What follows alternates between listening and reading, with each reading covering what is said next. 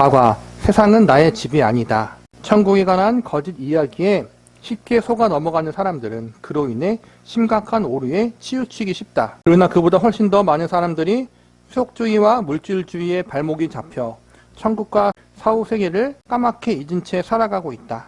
천국 여행기를 기록한 책들이 대성공을 거두어 폭넓게 영향을 미치고 있지만 사람들은 천국에 관해 올바로 생각하지 못하는 가장 큰 이유는 바로 물질 세계에 대한 집착 때문이다. 솔직히 말해 물질주의는 불신자들에게만 국한된 문제가 아니다. 미국 복음주의 문학의 저변에 살펴보면 성경을 믿는 신자들 사이에서도 물질주의가 큰 위세를 떨치고 있는 현실을 쉽게 확인할 수 있다. 요즘 대형교회는 최첨단 오락시설과 특수효과 장치, 온천탕, 헬스장, 볼링장을 비롯해 심지어는 음식 코너까지 갖춘 복합 건물로 지어져 있다.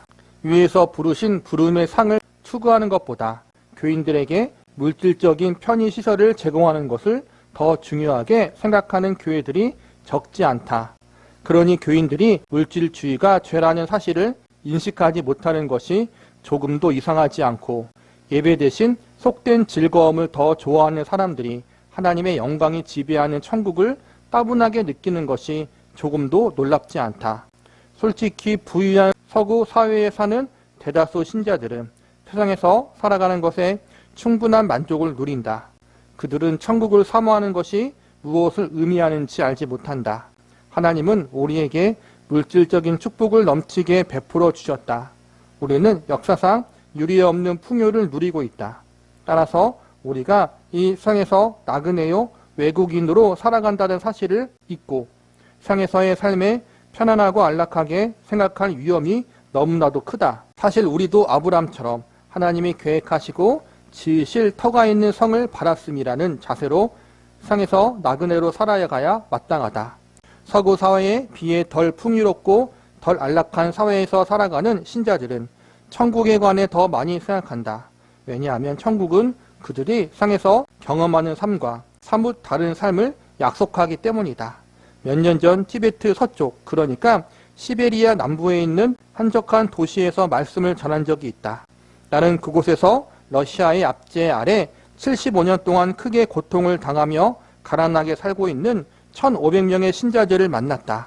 그들은 유배된 사람들의 자손으로 경제적으로 매우 열악해 한 끼 식사를 위해 중노동에 시달리고 있었다.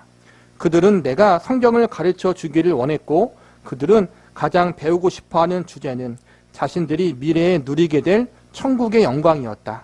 나는 그들에게 몇 시간 동안 천국에 관해 가르쳤고 그들 가운데 많은 사람이 기쁨의 눈물을 흘렸다. 안락한 사회에서 사는 우리의 반응과는 너무나도 달랐다. 나는 천국이 자신들의 바쁜 일정을 방해하는 것이 못마땅하다는 듯 행동하는 신자들을 종종 만나곤 했다. 우리는 즉각적인 만족을 원하는 시대에 살고 있다. 이 상에서 육신의 욕망을 채워줄 수 있는 수단이 요즘처럼 많았던 시대는 없었다. 신용카드만 있으면 경제적 여유가 없더라도 원하는 것을 구입할 수 있고 갈 수 있는 여력이 없는 곳에도 얼마든지 갈 수 있다.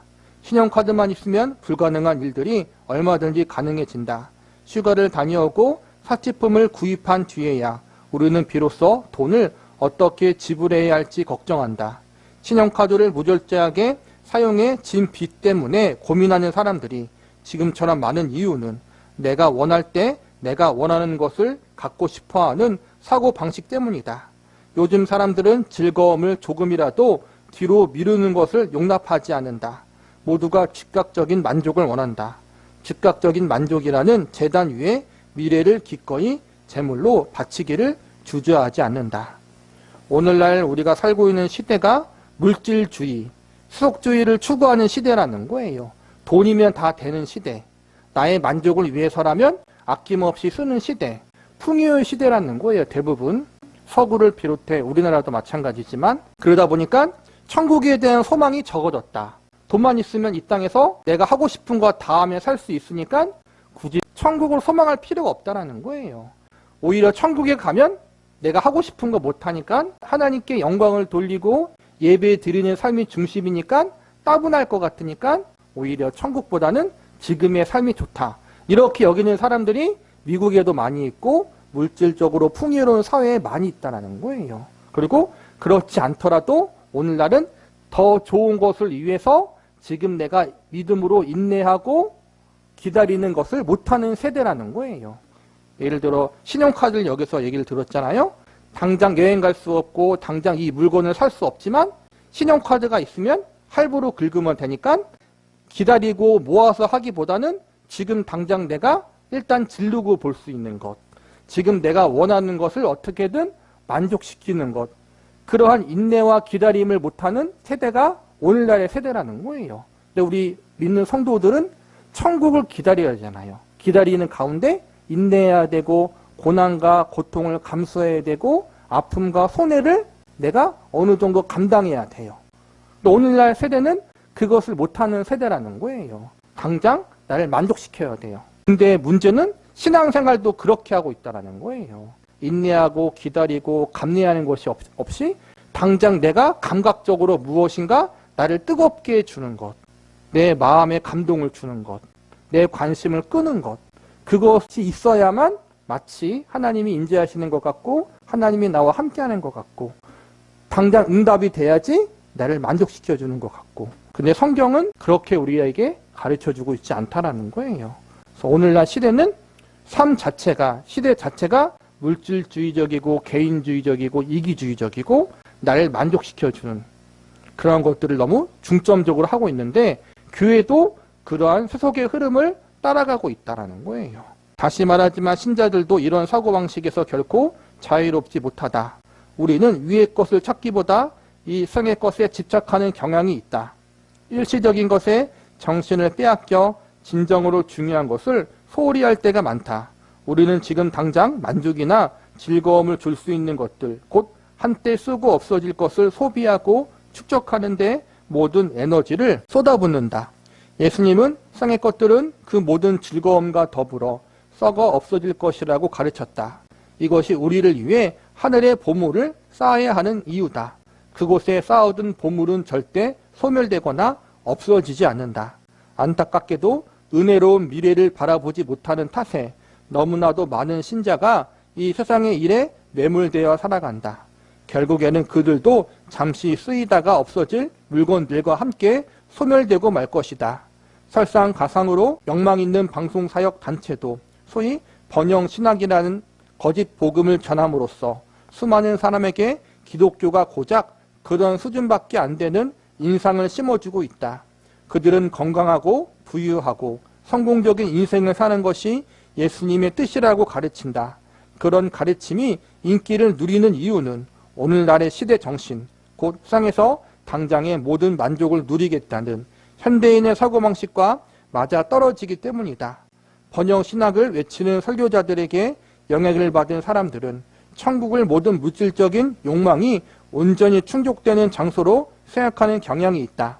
그런 생각을 가진 사람들은 심지어 위의 것을 찾으라. 거기는 그리스도께서 하나님 우편에 앉아 계시느니라 라는 말씀조차 육신의 탐욕을 인정하는 의미로 받아들인다. 신자들이 이기심과 자기만족, 물질주의적인 성향에 치우쳐 무기력한 신자로 전락한 이유는 교회가 천국을 진정으로 사모하지 않기 때문이다. 우리는 현세의 편안한 삶에 지나치게 많은 관심을 기울인다. 조심하지 않으면 그릇된 공상이 만들어낸 천국을 추구하든지 아니면 천국을 전혀 염두에 두지 않고 살아갈 가능성이 매우 높다.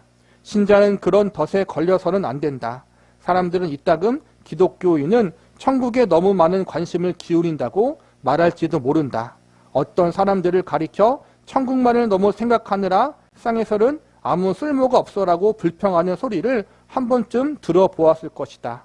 천국만을 생각하느라 서로의 덕을 세우거나 선을 행하는 일에 관심을 기울이지 않은 것은 거짓 경건에 해당된다. 그런 사람들은 절대 천국만을 생각하지 않는다. 그들은 바리새인들처럼 하나님의 영광에는 무관심한 채 오로지 자신을 위해 종교의식을 행하고 경건을 자랑할 뿐이다. 그들의 모든 행위를 사람에게 보이고자 하나니 이것은 진정으로 천국을 생각하는데 태도와 정면으로 충돌한다. 어떤 사람들은 때론 기독교인들이 천국에만 관심을 기울이고 세상에서 행해야 할 중요한 일을 등한시한다고 비판한다. 그런 비판은 기독교인들이 항상 공공복지와 병원 건축과 응급구조 활동을 비롯해 다른 여러 가지 구제 활동을 선도해온 사실을 간과한다. 복음이 담대하게 선포되는 곳에서는 항상 구제 활동이 활발하게 이루어지기 마련이다. 그러나 사회 구원이 영적 구원보다 먼저라는 것은 기독교 관점과는 거리가 멀다. 예수님은 너희는 먼저 그의 나라와 그의 의를 구하라. 그리하면 이 모든 것을 너희에게 더하시리라는 말씀으로 올바른 우선순위를 깨우쳐 주셨다. 시대가 물질 만능주의, 황금 만능주의, 자기 만족을 주는 그러한 쾌락주의, 그것으로 빠져들어가는데 믿는 성도와 교회도 그것을 쫓아가는 경향들이 많이 있다는 거예요. 예를 들어 번영신학, 한참 우리가 유행했던 번영신앙이고 오늘날도 다시 또 이것들이 유행하는 것 같아요. 예수님을 잘 믿으면 이 땅에서 잘 된다, 성공한다. 물론 하나님께서 성도에게 은혜를 주시고 또 물질적인 축복을 주실 때도 있어요. 근데 그게 복음은 아닌 거잖아요. 하나님께서 각자의 재능과 소명과 달란트에 맞게 경제적인 복을 주는 사람도 분명히 있고 또 어떤 사람들은 또 그게 아닌 사람도 있어요. 육신적으로 건강의 복을 받는 사람도 있고 아닌 사람도 있는 것처럼 다양하게 있어요. 우리는 너무나 속적인 것을 추구하며 살면 안 된다는 거예요. 영적인 것, 믿음을 추구하며 살아가야 하는 우리들이라는 거예요. 그리고 반대로 어떤 사람들은 너무 영적인 것에만 관심을 가져서 지금 우리가 이 땅에 살고 있다는 것을 잊어먹는 사람들이 있어요. 천국만 생각하고 휴거만 생각해가지고 이 땅의 삶을 등한시하는 사람들. 번영신학이 한창 유행할 때 막 잘못된 휴거설 같은 경우가 막 유행해가지고 큰 문제가 있었잖아요. 그것처럼 그러나 건강한 성도들은 균형 잡힌단 말이에요. 이 땅에서 몸담고 살아가고 있고 경제활동을 하고 가정을 책임지고 사회를 책임지고 빛과 소금의 삶을 살지만 그럼에도 불구하고 이 땅이 전부가 아니라는 것을 알고 천국을 소망하며 믿음의 나그네의 삶을 살아요. 그리고 천국을 소망하지만 동시에 이 땅의 것에 대해서 우리 너무 등한시하지도 않아요. 그래서 우리가 복음이 증거되는 곳마다 우리나라도 마찬가지고 배고픈 사람들을 구제하기 위해서 그러한 구제 기관들이 많이 세워지잖아요. 학교를 세우고 병원을 세우고 그런 것들을 선교사님들이 했잖아요. 당장 육신의 필요를 외면하지 않는다는 거예요. 그러니까 예수님이 오병이어 기적도 베푸시잖아요. 보니까 즉 우리는 이 땅에 살기 때문에 성경적으로 바르게 천국을 소망하며 살아가는 사람들이 우리가 되어야 한다는 거예요. 보배로운 천국. 사실 기독교인인 우리에게 진정으로 소중하고 보배로운 것들은 모두 천국에 있다. 천국에는 성부 하나님이 계신다. 이것이 예수님이 하늘에 계신 우리 아버지여 이름이 거룩히 여김을 받으시오며라고 기도하라고 가르치신 이유다. 예수님도 하나님의 오른편에 앉아 계신다.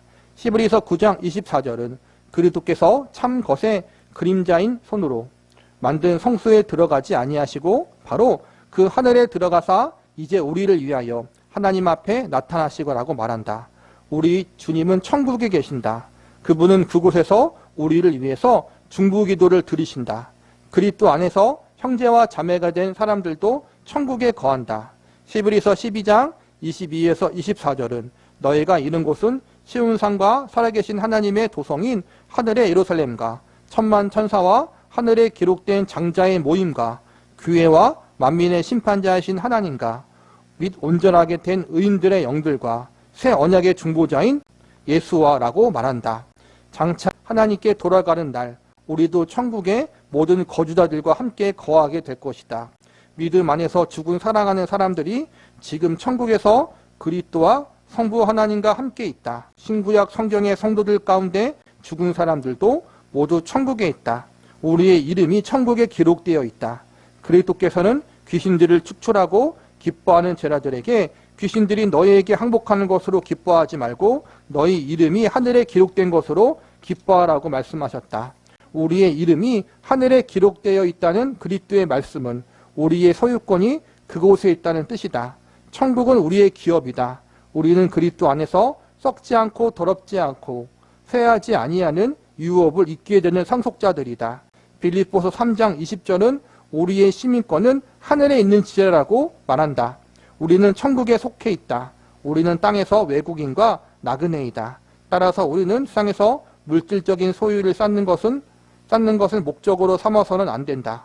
우리의 진정한 보화, 곧 영원한 상급은 천국에 있다. 예수님은 우리가 영원히 소유하게 될 보화와 그곳에 있다고 말씀하셨다. 우리가 영원히 사랑하고 귀하게 여겨야 할 것, 곧 영원한 가치를 지닌 것은 모두 천국에 있다. 따라서 이기심과 물질주의는 영적인 삶을 파괴하는 속된 분위기를 조장한다. 그것은 교회가 표방해야 할 모든 것을 훼손하고 천국에 소망을 두지 못하게 가로막아 기독교를 세속화시킨다. 속적이라는 말은 구태의연하게 들린다. 이 말을 편협하고 율법적이고 시대착오적인 말로 받아들이는 사람들이 많다. 우리 선조들은 속적인 죄악을 꾸짖는 설교를 들으면서 살았다. 그러나 우리는 충분히 발전했기 때문에 더 이상 그런 사소한 문제에 관심을 기울일 필요가 없다고 생각한다. 그러나 천국의 가치를 충분히 이해하지 못하면 세상의 가치를 추구하는 것이 얼마나 큰 죄인지 알 수 없다. 그것이 속된 삶의 본질이다. 속된 삶은 세상의 것을 사랑하고 세상의 가치를 존중하며 세상의 일에 집착한다. 성경은 그런 삶을 죄로 규정한다. 그것은 죄 가운데서 가장 악한 죄다. 왜냐하면 하나님을 배역하는 영적 간음에 해당하기 때문이다. 야고보는 가늠한 여인들아 쌍과 벗된 것이 하나님과 원수됨을 알지 못하느냐. 그런즉 누구든지 쌍과 벗이 되고자 하는 자는 스스로 하나님과 원수가 되는 것이라고 말했다. 어떤 신자들은 세상이 주는 즐거움을 모두 누리기 전에는 천국에 가고 싶지 않다라고 말하기까지 한다. 그런 사람들은 세상에서 하고 싶은 일을 다 하고서 늙고 병들어 더 이상 기쁨을 누리지 못하는 순간이 찾아왔을 때 비로소 천국에 갈 준비가 되었다고 생각한다. 그들은 하나님, 제발 저를 지금 천국에 데려가지 마세요. 아직 하와이도 못 갔단 말이에요. 라고 부르짖는다. 그러나 하늘의 것을 사모하는 마음이 없이 인생을 살아간다면 천국에 합당한 사람이 될 수 없다. 요한일서 2장 15에서 17절은 이 세상이나 세상에 있는 것들을 사랑하지 말고 누구든지 세상을 사랑하면 아버지의 사랑이 그 안에 있지 아니하니 이는 세상에 있는 모든 것이 육신의 정욕과 안목의 정욕과 이생의 자랑이니 다 아버지께로부터 온 것이 아니요 세상으로부터 온 것이라. 이 쌍도 그 정욕도 다 지나가되 오직 하나님의 뜻을 행하는 자는 영원히 거하느리라고 말씀한다. 그리스도를 안다고 주장하면서 세상을 지나치게 사랑하는 사람들이 있다. 그러한 사람은 자신이 과연 천국의 시민인지 의심해 봐야 한다. 옛 복음성가에 보면 천국에 관해 말하는 모든 사람이 다 그곳에 가는 것이 아니네라는 가사가 있다. 그러나 안타깝게도 천국에 가게 될 사람들이 다 천국을 올바로 생각하며 살아가는 것이 아니라는 것 또한 사실이다. 내 형제들아 이것이 마땅하지 아니하니라 라는 말씀대로 그런 태도는 결코 바람직하지 않다. 덧없는 세상일에 마음을 빼앗기지 말고 기쁨으로 천국을 소망하며 살아가야 마땅하다. 우리가 믿는 성도임에도 불구하고 정말 천국을 소망한다고 말하면서도 천국보다는 이 세상의 것에 마음을 빼앗길 때가 많이 있다는 거예요. 이건 예외가 없는 것 같아요. 특히 물질적인 부분에 대한 부분, 또 가족에 대한 부분, 건강에 대한 부분, 이 부분들은 우리의 삶과 떼어놓을 수 없기 때문에 물질이 어렵고 경제가 어렵고 가족에 문제가 생기고 건강에 문제가 생기면 우리가 정말 너무나 힘들고 마치 이 땅의 것이 전부는 아니지만 이 땅의 것이 전부인 것처럼 낙심하고 절망할 때가 많이 있잖아요. 마치 천국을 소망하지 않은 것처럼 그렇게 물질에 목매이고 이 땅의 것에 목매일 수 있다는 거예요. 그러한 부분들이 우리가 연약하기 때문에 그런 거예요. 그럴수록 우리가 기도하면서 믿음으로 우리가 천국을 더욱 소망하는 사람이 되기를 위해서 믿음으로 준비하고 믿음으로 우리가 천국을 바라보는 훈련과 연습을 하는 사람들이 될 수 있어야 돼요. 하나님, 정말 천국을 소망하는 사람처럼 살아갈 수 있도록 도와주시되 잠언에서의 기도처럼 너무 부하지도 않고 또 반대로 너무 가난하지도 않게 하나님 우리가 시험에 들지 않도록 도와주세요라고 기도하는 것도 필요한 것 같아요. 천국을 바라보는 세계관, 역설적으로 들릴지 모르겠지만 천국이 기독교 세계관의 중심이 되어야 한다. 세계관이라는 용어는 우리 주변의 것들과 세상을 해석하는 도덕적, 영적, 철학적 가치관을 가리킨다. 사람은 누구나 의식하든지 의식하지 않든지 자기 나름의 세계관을 지니고 있다. 올바른 기독교 세계관은 천국을 지향한다. 어떤 사람들은 이를 도피주의라고 비난하지만 성경은 위의 것을 생각하고 땅의 것을 생각하지 말라고 명령한다. 킹 제임스 역은 이 명령의 의미를 정확하게 폭착해 너희의 마음을 위의 것에 두라고 번역했다. 이 말씀을 기록했던 사도 바울의 삶은 현실 도피와는 거리가 멀었다. 사실 바울은 천국과 세상을 올바른 성경적 관점으로 바라보았던 대표적 인물이었다. 그는 세상에서 모진 박해를 받으면서도 천국에 대한 소망을 잃지 않았다.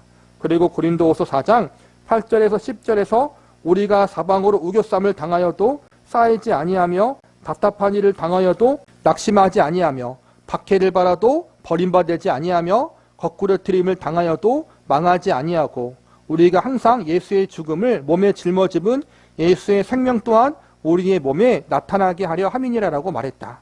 또한 16절에서 17절 그러므로 우리가 낙심하지 아니하노니 우리의 겉사람은 낡아지나 우리의 속사람은 날로 새로워지도다.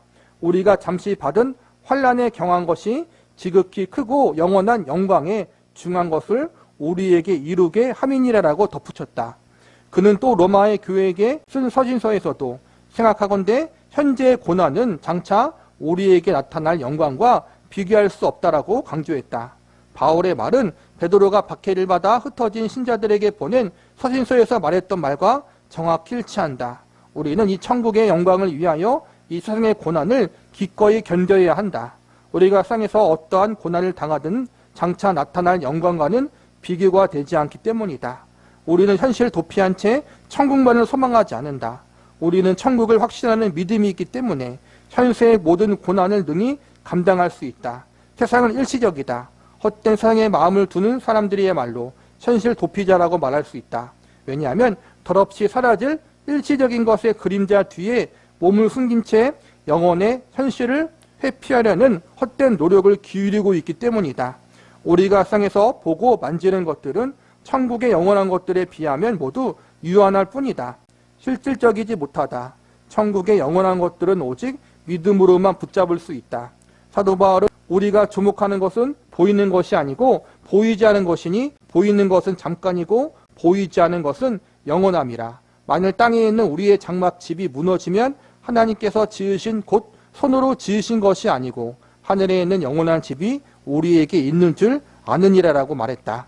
이 세상의 삶이 끝없는 현실인 줄 알고 살아가는 사람들을 볼 때마다 너무나 안타깝다. 인간의 삶이 한시적이라는 것보다 더 명백한 사실은 없다.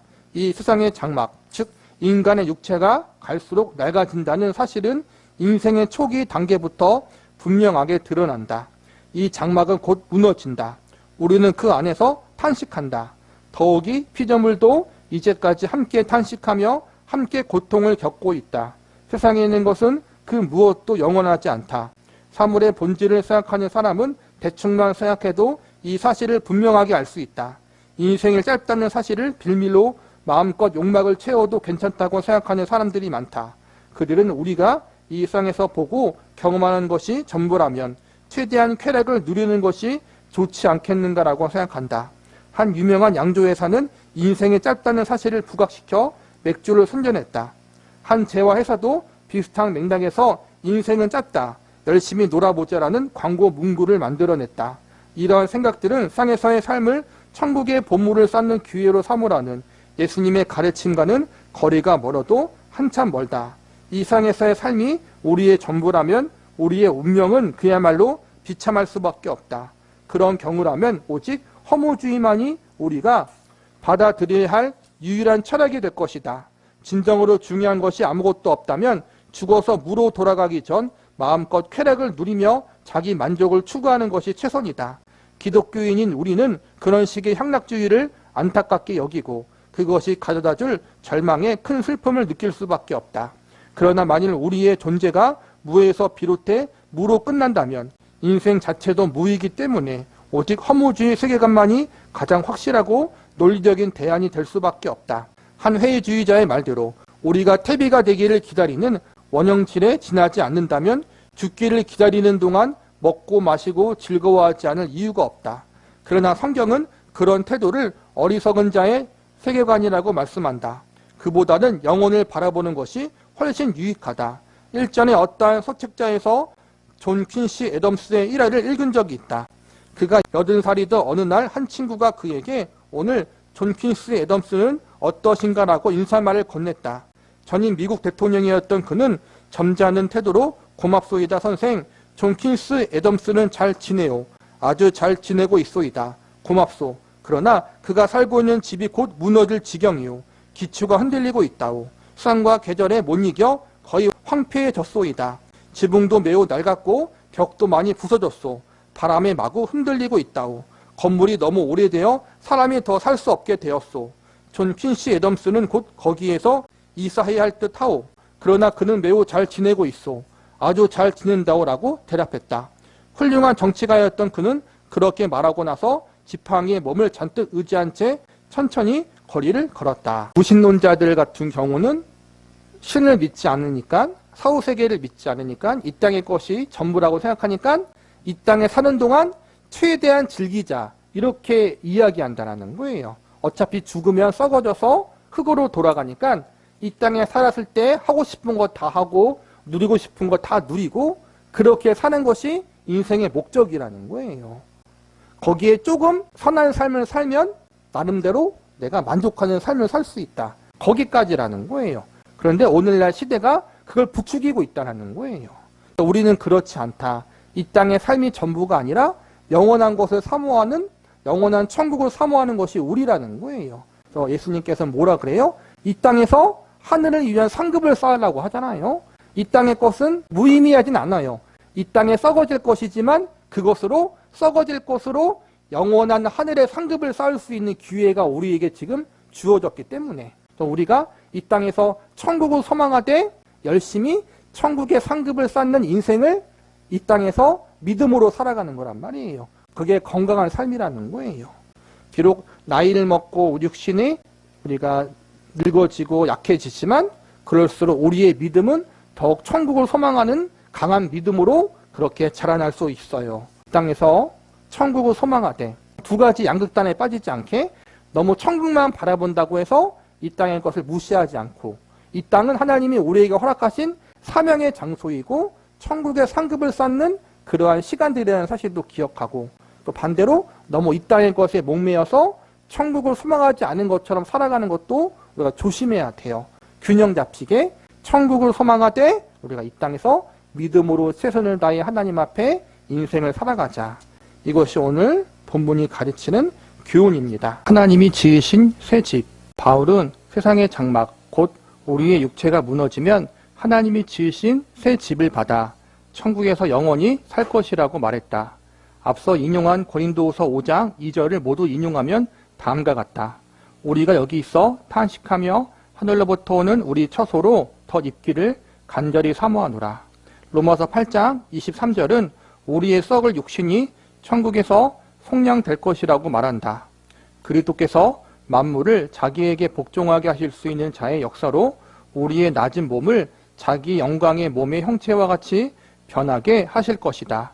우리의 탄식은 그리스도의 부활하신 육체와 동일한 속성을 지닌 하늘의 육체를 덧 입게 되는 날에 비로소 그치게 될 것이다. 우리가 천국의 소망을 두고 그것에 온전히 마음을 기울여야 하는 이유는 우리의 몸이 영화롭게 될 것이기 때문이다. 내 친구 조니 이어렉슨 타다도 이 사실을 누구 못지않게 잘 알고 있다. 그녀는 10대 시절에 얕은 물에서 다이빙을 하다 부상을 입고 어깨 아래가 모두 마비되었다. 더욱이 최근에는 암과 맞서 싸우고 있는 중이다. 내가 지금까지 그녀와 알고 지내오는 동안 그녀는 항상 천국을 사모하며 살아왔다. 그녀의 대화, 노래, 라디오 메시지, 예술 작품에서 그런 사실이 여실히 드러난다. 그녀와 대화를 나누다 보면 천국이 금방이라도 눈앞에 나타날 것처럼 가깝게 다가오는 듯 느껴질 때가 많다. 조니가 펴낸 책에서 우리의 주제와 관련된 내용을 잠시 언급하면 다음과 같다. 나는 아직도 믿을 수 없다.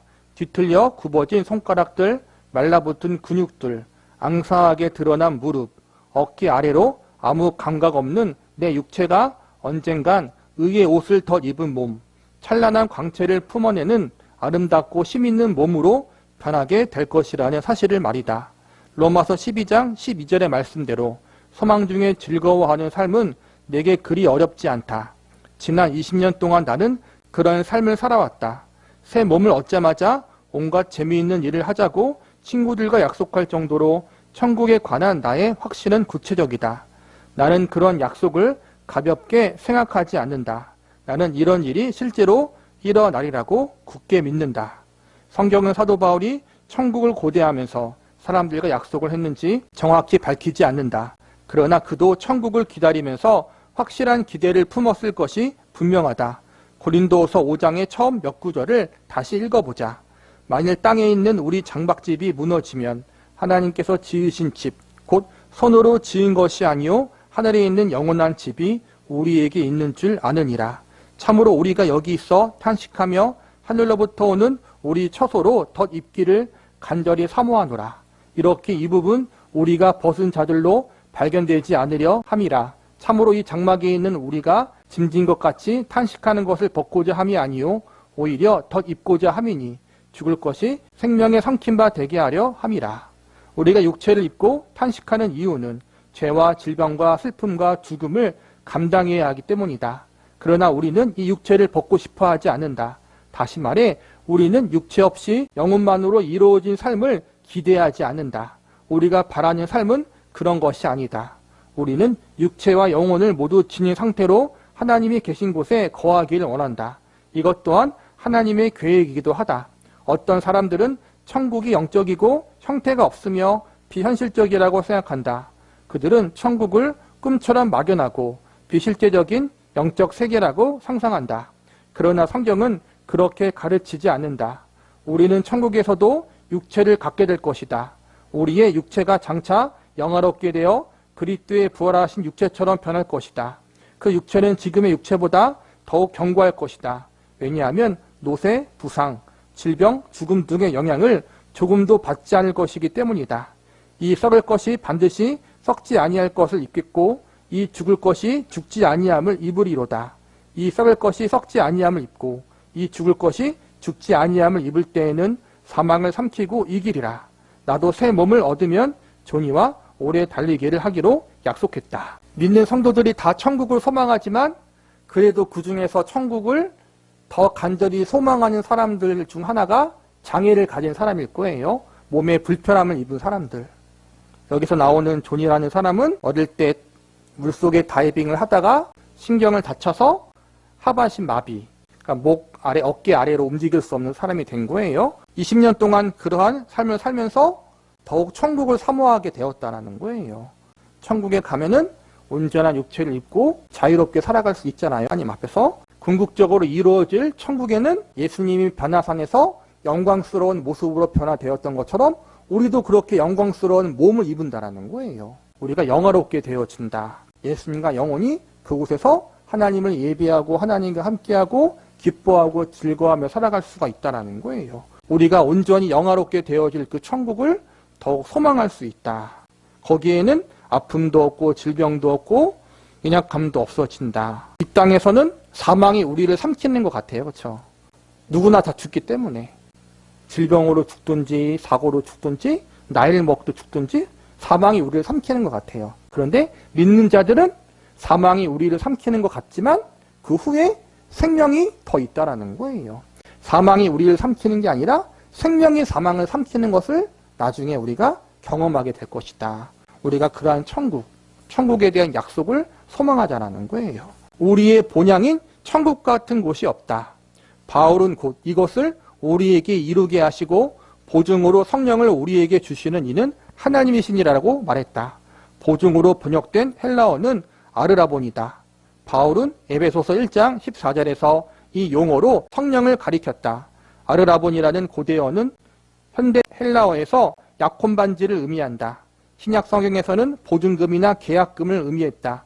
이처럼 성령께서는 우리의 육체가 썩지 않는 새로운 육체로 변해 천국의 영광을 누리게 될 것이라는 하나님의 약속을 보증하신다. 바울은 이 진리를 현실적으로 적용했다. 그는 그러므로 우리가 항상 담대하여 몸으로 있을 때에는 주와 따로 있는 줄 아노니 이는 우리가 믿음으로 행하고 보는 것으로 행하지 아니함이로다. 우리가 담대하여 원하는 바라 차라리 몸을 떠나 주와 함께 있는 그것이라고 말했다. 이 세상은 바울에게 아무런 매력이 없었다. 그는 다가올 세상을 간절히 사모했다. 이런 말씀들이 마음에 와닿지 않는다고 솔직히 말하기가 어려운가? 사실 우리는 세상에 집착하는 경향이 있다. 그 이유는 세상이 우리가 아는 전부이기 때문이다. 우리는 세상에 익숙하다. 우리가 소중히 여기는 친밀한 관계도 모두 이 세상 안에서 형성되어 있다. 그러나 바울은 주님과 함께 집에 있기를 원했다. 이것이 헬라어 원문에 담겨있는 본래 뜻이다. 엔데메오라는 동사는 집에 있다는 뜻이다. 장차 주님과 함께 있는 그때가 바로 진정으로 집에 거하게 될 때이다. 바울은 이 사실을 분명히 이해했다. 그는 자신이 천국에 속해 있다는 사실을 알았기에 이 세상의 온갖 고난을 능히 감내할 수 있었다. 우리도 하늘의 몸으로 더 있기를 간절히 사모해야 한다. 우리도 육체를 떠나 주님과 함께 거하기를 고대해야 한다. 세상의 일로 걱정하기보다 영원한 천국의 영광을 사모해야 한다. 나이를 먹다 보면은 고향에 대한 그리움, 아버지나 부모님 집에 대한 친정에 대한 그리움이 생기잖아요. 그래서 옛날 같은 경우는 명절만 되면은 고향집으로 다 갔잖아요. 바리바리 싸들고. 지금의 교통이 좋지만 옛날에는 안 좋았잖아요. 그런데도 바리바리 다 짐을 싸고 엄마 만나러 아빠 만나러 고향집으로 갔잖아요. 그리고 남자들은 군대를 가면은 집을 정말 그리워한단 말이에요. 고생하면 집이 더 생각나는 것처럼 천국도 그렇다라는 거예요. 가장 좋은 우리의 본향이라는 거예요. 우리의 아버지가 계신 그곳. 그렇기 때문에 우리의 영혼은 우리의 아버지가 계신 그 본향인 천국을 그리워하고 사모할 수밖에 없다라는 거예요. 가장 좋은 곳이다. 우리가 생각하는 것 이상 가장 완벽하고 완전한 하나님이 계시고 고통과 눈물이 없는 그곳. 그것이 우리의 본향이고 친정으로 준비되어 있고 예비되어져 있다. 우리는 그 천국을 우리의 본향으로 생각하고 더욱 사모하는 삶을 살아야 한다는 거예요. 하늘은 무엇을 의미하는가? 영어 표준역 성경은 464개의 성경 구절 안에서 하늘이라는 단어를 모두 493회 사용했다. 대개 하늘로 번역되는 히브리어는 샤마임이다. 이 말은 높음들을 뜻하는 복수 명사다. 하늘로 번역되는 헬라어는 우라노스다.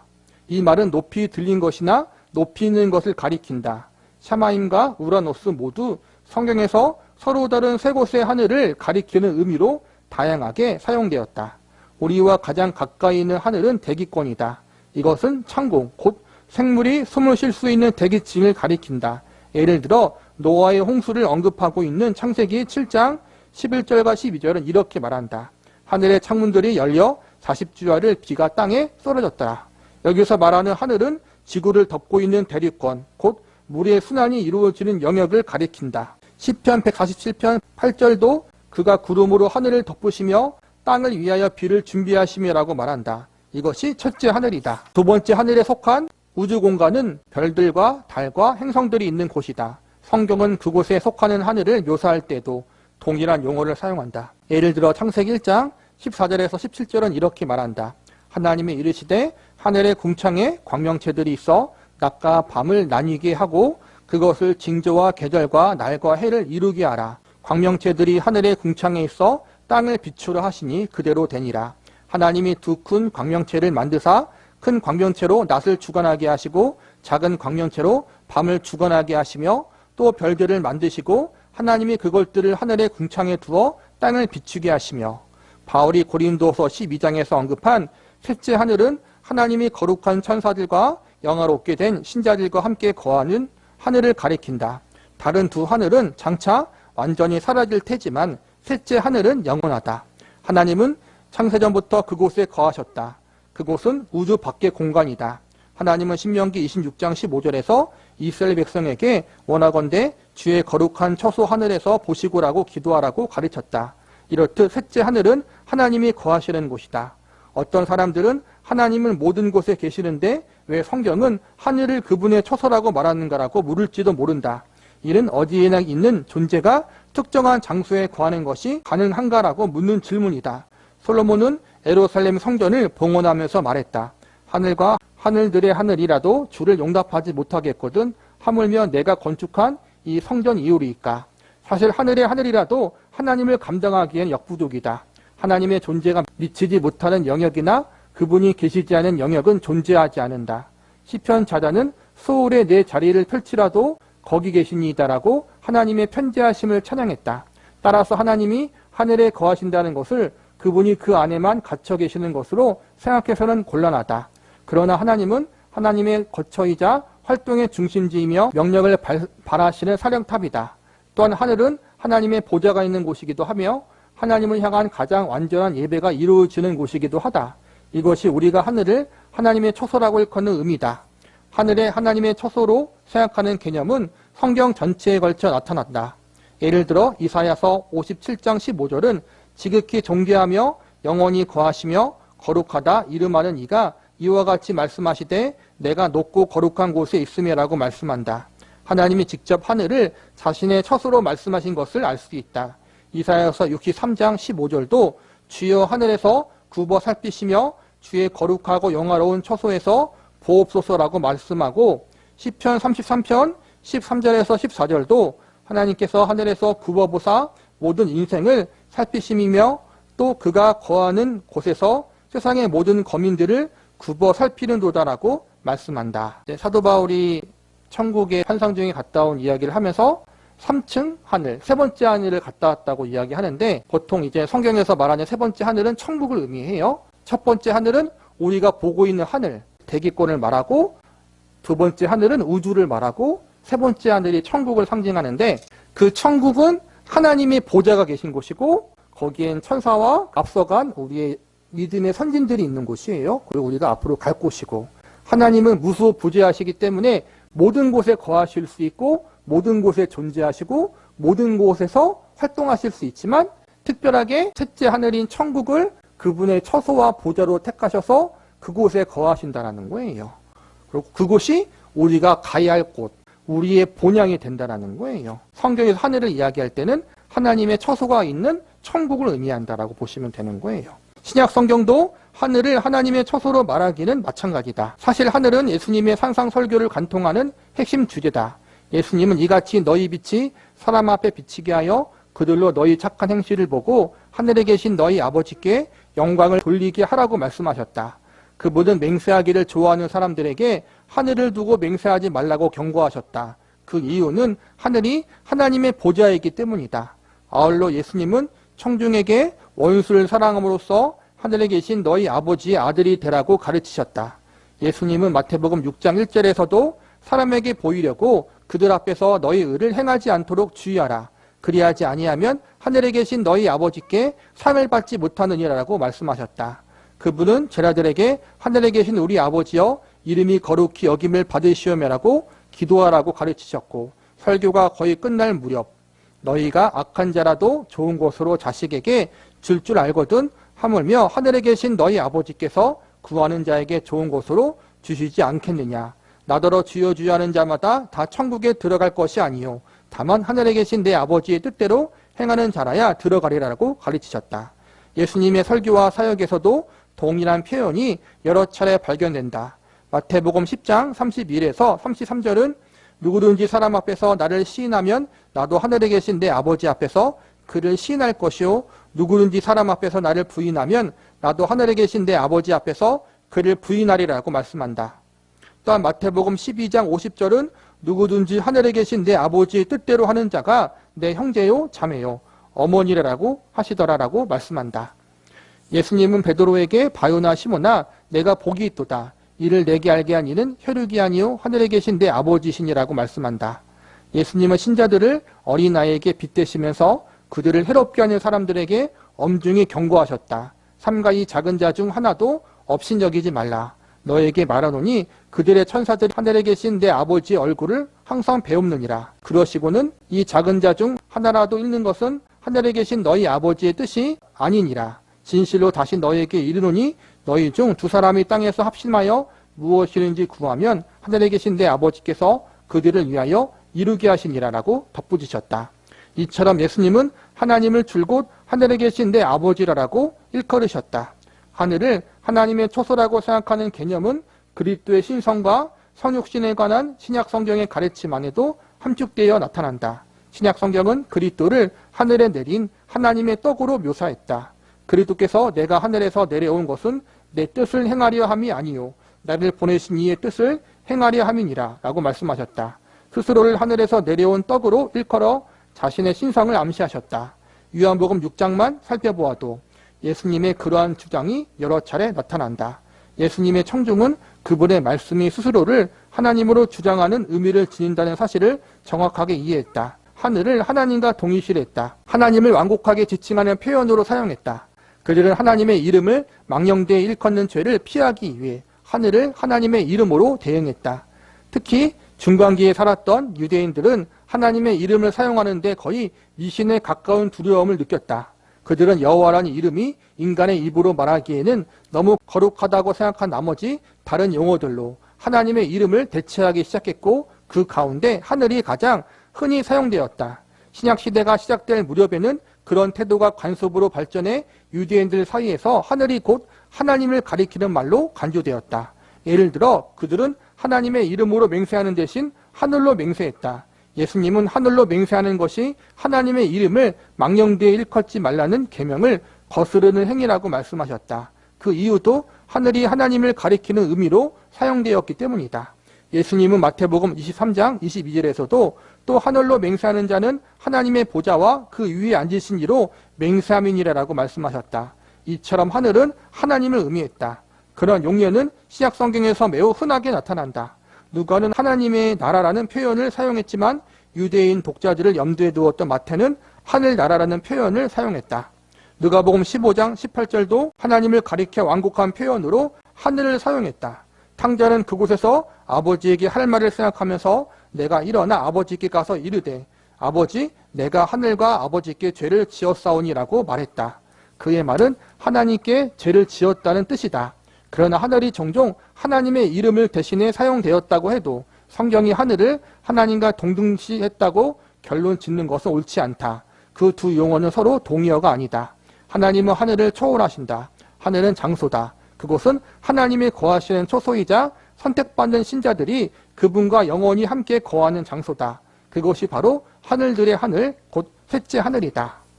성경에서 하나님의 나라를 하늘나라라고 이야기하기도 하고 하나님을 직접 이야기하는 대신 하늘이라는 표현을 많이 사용했다라는 거예요. 하늘 자체가 하나님은 아니지만 비유로 상징적으로 사용하기도 했다라는 거예요. 하늘에 있는 천국이 하나님의 보좌이기 때문에 하나님의 보좌는 곧 하나님을 상징하는 것이기 때문에 그렇다라는 거예요. 믿자는 사람들도 천지신명이 하늘을 뜻하는 거잖아요. 그러니까 인간의 본능은 자기를 창조한 신이 있다는 걸 알아요. 그런데 문제는 그게 누구인지를 모른다는 거예요. 그래서 이상한 신을 믿고 이상한 사이비 교주들을 믿는 거잖아요. 그렇기 때문에 우리에게 필요한 게 복음이고 예수님이고 성경이라는 거예요. 우리를 창조하신 분이 계시는데 그거는 다른 어떠한 신이 아니라 바로 예수님의 아버지이신 하나님, 성부 하나님이시다. 그리고 그 성부 하나님이 우리를 죄의 상태에서 구원하기 위해서 예수님을 이 땅에 보내셨다. 그분을 믿는 자들마다 구원받을 수 있다. 이것을 우리가 복음을 통해 듣고 말씀을 통해 배움으로 그 예수님을 믿어 하나님 아버지를 바르게 믿는 자기까지 가야지 구원에 이룰 수 있는 거예요. 그래서 이 모든 것들 우리가 간증도 우리에게 도움이 될 수 있고 누군가의 이야기도 어느 정도 도움이 될 수 있지만 가장 중요한 건 그래서 성경 말씀인 거예요. 성경 말씀을 통해 바른 천국, 바른 복음, 바른 하나님을 만나야지만 우리가 건강하게 신앙생활을 할 수 있고 건강한 천국에 대한 소망을 품을 수 있다. 하나님의 나라. 그렇다고 해서 천국이 시간과 공간의 한계에 묶여있는 곳이라는 의미는 아니다. 물론 성경은 천국이 육체를 지닌 존재들이 거하는 곳, 곧 보고 만질 수 있는 구체적인 장소라고 가르친다. 우리는 이 진리를 분명하게 증언해야 한다. 그러나 성경은 또한 천국이 일정한 높이나 넓이나 깊이가 있는 한정된 장소가 아니라고 가르친다. 천국은 그 모든 차원을 넘어선 그 이상의 영역을 가리키는 것으로 보인다. 예를 들어 그리스도께서는 빌라델비아 교회를 향해 말씀하시면서 영원한 세계의 도성을 하나님의 성, 곧 하늘에서 내 하나님으로부터 내려오는 새 예루살렘으로 일컬으셨다. 사도 요한은 신약성경의 마지막 부분에서 성령으로 나를 데리고 크고 높은 산으로 올라가 하나님께로부터 하늘에서 내려오는 거룩한 성 예루살렘을 보이니라고 말했다. 새 하늘과 새 땅은 그 두 영역을 모두 포괄하는 거대한 왕국 안에서 하나로 합쳐지는 듯 보인다. 성경의 계시대로라면 영원한 낙원은 하늘과 땅이 하나가 되어 가히 인간의 상상이나 세상의 차원을 초월하는 영광 안에서 하늘과 땅이 하나가 되어 나타나는 거대하고 장엄한 왕국이 될 것이다. 이처럼 천국은 인간이 보거나 측량할 수 있는 한계를 지닌 장소에서 국한되지 않는다. 천국은 시간과 공간의 한계를 초월한다. 하나님이 영원히 거하신다는 성경 말씀에도 이런 의미가 내포되어 있는 듯하다. 하나님의 처소인 하늘은 유한한 차원으로 생각할 수 없으며 어떤 한계에도 구속받지 않는다. 어떻게 그럴 수 있는가를 생각하며 불필요한 사변을 일삼을 필요는 없다. 다만 천국에 대한 성경의 설명을 그대로 받아들이는 것으로 족하다. 천국은 육체를 지닌 인간이 하나님과 영원히 거하는 곳이다. 그곳은 장소라는 유한한 개념을 초월하는 영역이다. 천국이 시간과 공간의 차원을 초월한다는 사실에는 또 다른 중요한 의미가 담겨 있다. 성경을 보면 신자들이 세상에 살면서 현실적으로 참여할 수 있는 영적 세계가 바로 천국이라는 것을 알 수 있다. 하늘나라가 시간과 공간 안에 침투해 그리스도 안에서 모든 신자의 삶을 다스린다. 신자는 이 세상에서도 온전한 시민권을 가지고 천국에 영적으로 동참한다. 우리의 시민권은 하늘에 있는지라 라는 바울의 말이 이런 사실을 분명히 한다. 신자는 이미 신분상으로 하나님의 왕국에서 살고 있다. 사도 바울은 에베소서 1장 3절에서 하나님이 그리스도 안에서 하늘에 속한 모든 신령한 복을 우리에게 주시되라고 말했다. 그는 에베소서 2장 5절에서 6절에서도 허물로 죽은 우리를 그리스도와 함께 살리셨고 너희는 은혜로 구원을 받은 것이라. 또 함께 일으키사 그리스도 예수 안에서 함께 하늘에 앉히시니라고 말했다. 인용한 두 구절에 사용된 동사의 시제는 모두 과거다. 바울은 이미 이루어진 현실을 언급하고 있다. 우리는 아직 천국에 육체로 거하지 않는다. 그러나 우리는 영적 특권과 하나님 앞에서의 신분을 고려하면 우리는 이미 그리스도와 함께 하늘에 앉아있는 상태다. 그리스도와 영적으로 연합했기 때문에 우리는 이미 천국에 들어간 것이나 다름없다. 우리는 지금 영생을 소유한다. 천국은 예수 그리스도 안에서 온전히 우리의 소유가 되었다.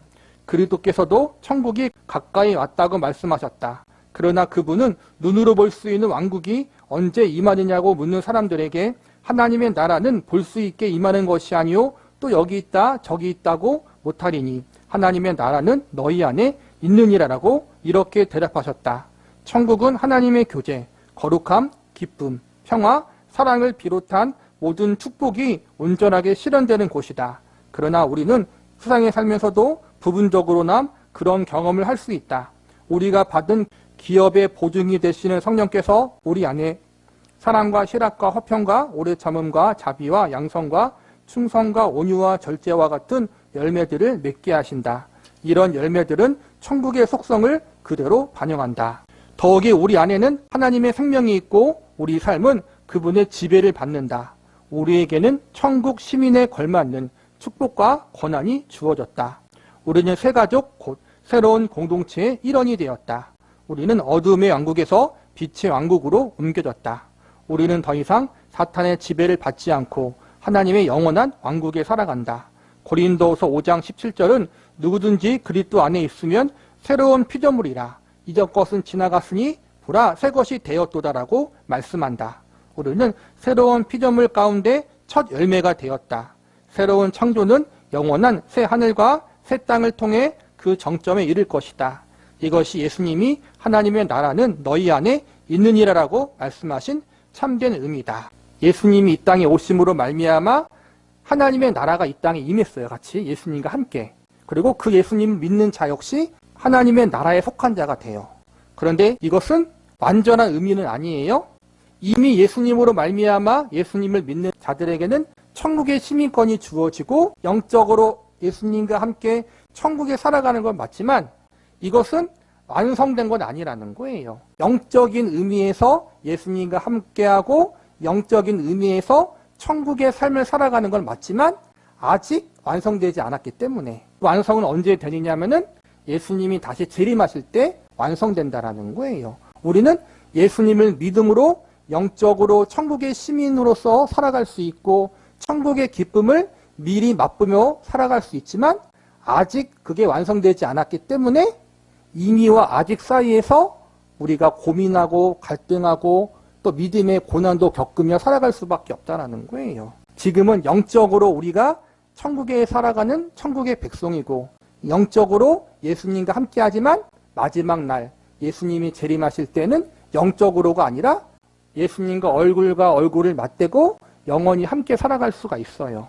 우리는 그 이미와 아직 사이의 중간에서 지금 살아가고 있기 때문에 완전하지 않다는 사실을 기억해야 돼요. 그러나 완전하진 않지만 우리가 일부 천국의 기쁨과 천국에서 주는 안식을 맛볼 수 있다. 그리스도께서 눈으로 볼 수 있는 지상의 왕국을 부인하지 않으셨다. 그분은 장차 지상의 왕국에서 모든 나라를 다스리실 것이다. 신구약 성경에서는 언젠간 그런 왕국이 현실되어 나타날 것을 확증하는 예언이 너무나도 많다. 또한 예수님은 천국이 실제적인 장소가 아니라고 말씀하지 않았다. 그분은 단지 천국이 시간과 공간의 한계를 초월한다는 사실을 가르치셨을 뿐이다.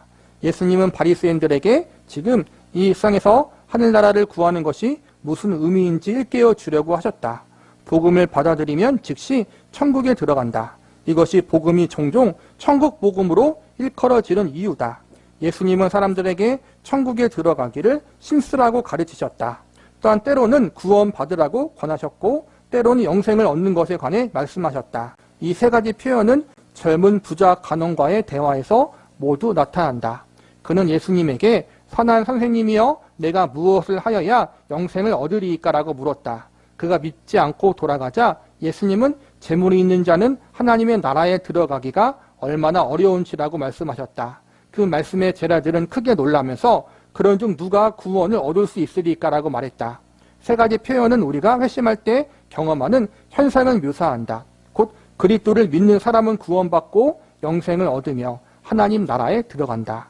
신자는 비록 육체로 천국에 거하지는 않지만 하나님의 권위 아래서 그분의 통치를 받는다. 그리스도의 통치가 영적 차원에서 신자들 모두에게 영향을 미친다.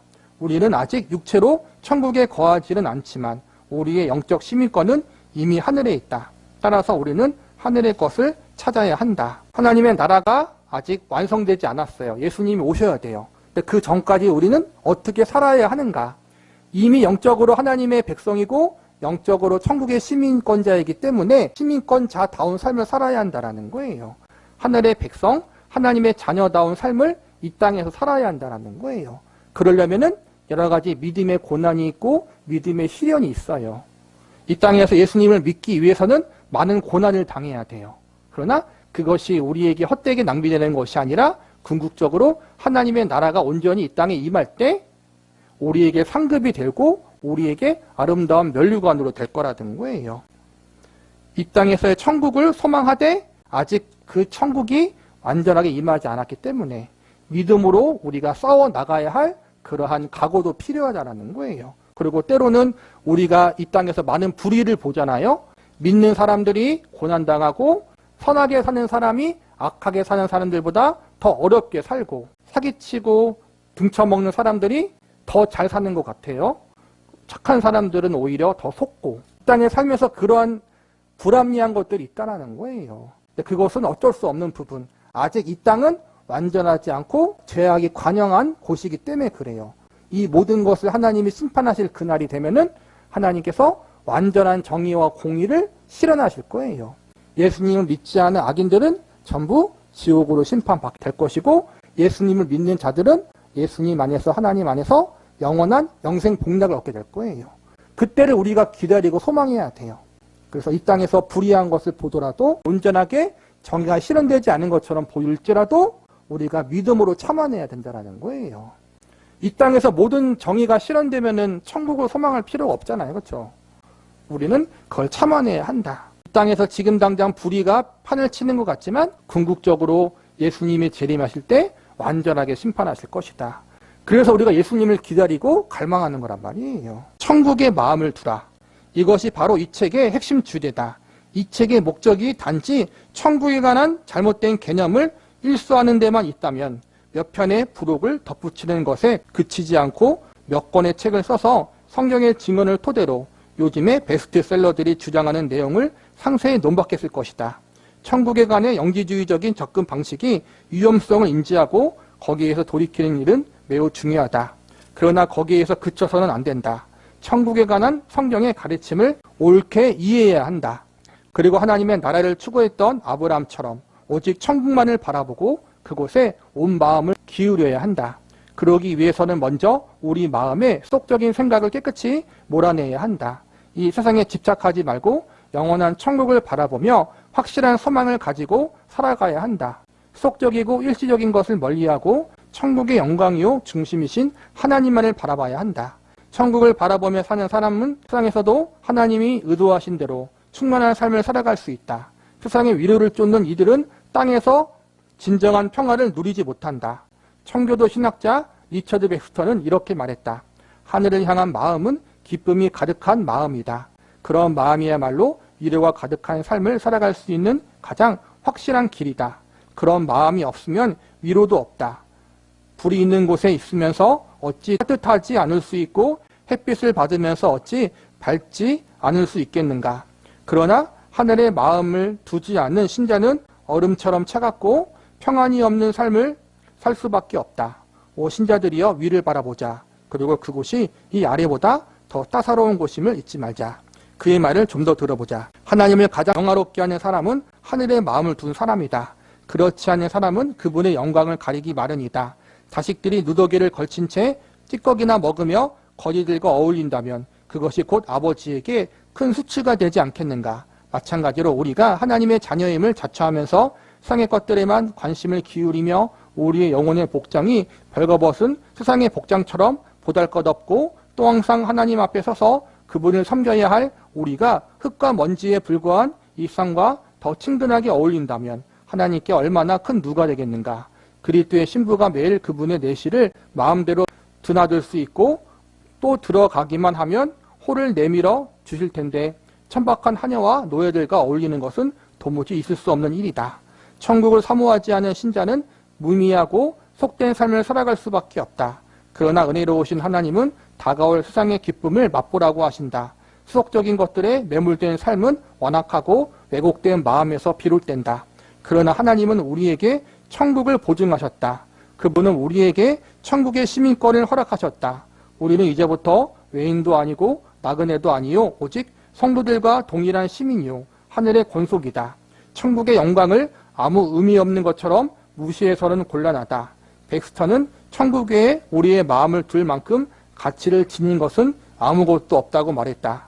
우리의 시민권은 하늘에 있는지라 거기로부터 구원하는 자 곧 예수 그리스도를 기다리노니 그는 만물을 자기에게 복종하게 하실 수 있는 자의 역사로 우리의 낮은 몸을 자기의 영광의 몸의 형체와 같이 변하게 하시리라는 말씀보다 더 큰 해방감을 주는 성경 구절은 흔치 않다. 우리는 우리의 마음을 천국에 두어야 한다. 세상의 근심은 올무이자 죽음의 구덩이일 뿐이다. 예수님은 세상의 염려와 재물의 유혹과 기타 욕심이 들어와 말씀을 막아 결실하지 못하게 한다고 하셨다. 사도 요한도 세상에 있는 모든 것이 육신의 정욕과 안목의 정욕과 이생의 자랑이니 다 아버지께로부터 온 것이 아니요 세상의 것으로부터 온 것이라고 말했다. 천국을 소망하는 자는 땅에서 너무 욕심 부리지 말라는 거예요. 그러니까 우리는 살면서 사실 욕심을 부릴 때가 많이 있잖아요. 경제적인 문제, 또 건강의 문제. 믿음이 좋은 부모들은 다른 건 다 통과하는데 자녀 문제만큼은 사실은 마음대로 안 되는 것 같아요. 정말 본인은 거룩하게 살고 정말 믿음으로 바르게 살고 고난과 헌신과 순종하며 사는데 자식이 고생하고 자식이 안 되는 거는 못 봐요. 사실은 마음이 아프니까. 그래서 많은 신실한 사역자들이 자식 때문에 좀 사실 무너지는 것들 주변에서 보는 것 같아요.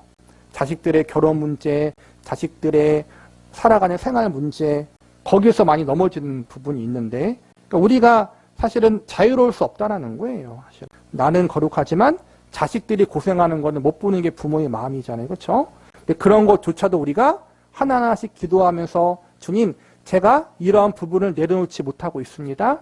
이러한 부분을 예수님 안에서 잘 믿음으로 내려놓을 수 있도록 하시고 특별히 자녀 문제에 대해서 내가 하나님 앞에 내 자녀를 하나님께 맡길 수 있게 해주세요. 그렇게 우리가 끊임없이 기도해야 된다는 거예요. 쉽지 않아요. 이거는 쉬운 게 아닌 것 같아요. 이게 어려운 문제라는 거죠. 다른 것도 마찬가지예요. 그렇죠? 우리가 조금씩 모양과 종류는 다르지만 아직까지 이 땅의 거에서 놓지 못하는 부분들이 한두 개씩 다 있어요. 그런 부분들을 하나님 앞에 온전히 의탁하고 맡길 수 있도록 우리가 힘써야 된다는 거예요. 다른 사람이 그걸 놓지 못했다고 해서 우리가 정죄할 건 아닌 것 같아요. 나도 기도하고 그 놓지 못한 사람을 위해서 기도하면서 겸손히 하나님의 은혜를 구하는 것이 우리의 자세인 것 같아요. 일단 사도 바울은 우리가 그리스도의 마음을 가졌느니라라고 말했다. 우리는 없어지고 말상 것들이 아니라 천국의 영원한 영광에 마음을 두어야 한다. 우리는 하나님의 자녀로서 새 가족의 일원이 되었다. 갈라디아서 4장 26절은 위에 있는 예루살렘이 우리의 어머니라고 말씀한다. 우리는 새로운 시민권과 새로운 삶의 목적과 우리의 보물을 쌓아둘 수 있는 새로운 장소를 허락받았다. 더욱이 우리는 이 세상에서 천국의 영광을 누리며 살 수 있다. 그리고 우리 마음은 이미 천국에 있다. 결국 기독교인의 삶은 이 세상에서의 천국의 삶을 사는 것과 같다. 신자들은 언젠가 거하게 될 영원한 천국의 삶을 이 세상에서도 맛보고 사는 것이다. 마음을 다해 하나님을 찬양하고 사랑하며 그리스도께 복종하고 거룩한 삶을 추구하며 다른 성도들과 귀한 사귐을 나누는 것, 바로 이러한 것들이 세상에서 맛볼 수 있는 천국의 삶이다. 장차 천국에서는 그러한 삶과 특권이 더욱 온전하고 충만하게 이루어질 것이다. 그러나 우리는 지금도 그러한 삶을 얼마든지 맛보며 살아갈 수 있다. 비록 지금 이 땅이 완전한 천국은 아니지만 천국의 백성으로서 하나님의 자녀로서 우리가 기쁨과 평안을 누리고 또 섬김을 실천함으로써 우리가 천국에서의 삶을 미리 맛보며 살아갈 수 있다는 거예요. 우리의 가정에서, 직장에서, 삶의 자리에서 천국을 증거하는 삶, 말로만 증거하는 것이 아니라 우리의 삶으로 증거하는 삶을 살아갈 수 있다는 거예요. 근데 쉽지 않죠, 이게. 사는 것도 쉽지 않은데 그 안에서 믿음으로 사는 건 더 어려운 것 같아요, 우리가. 정말 손해도 감수해야 되고 내가 내 권리를 양보해야 되고 때로는 당해야 하는 부분도 있고 하나님이 원하시는 그 자리에까지 가는 거는 진짜 인간의 힘과 능력과 노력으로는 불가능한 것 같아요. 그렇기 때문에 우리가 하나님의 은혜를 구하는 거란 말이에요. 우리가 정말 천국을 소망하는 자로서 천국의 시민권자로서 살아갈 수 있는 그런 한국교회가 되고 또 우리가 되어지길 위해서 기도하고 하나님의 은혜를 구할 수 있기를 바랍니다.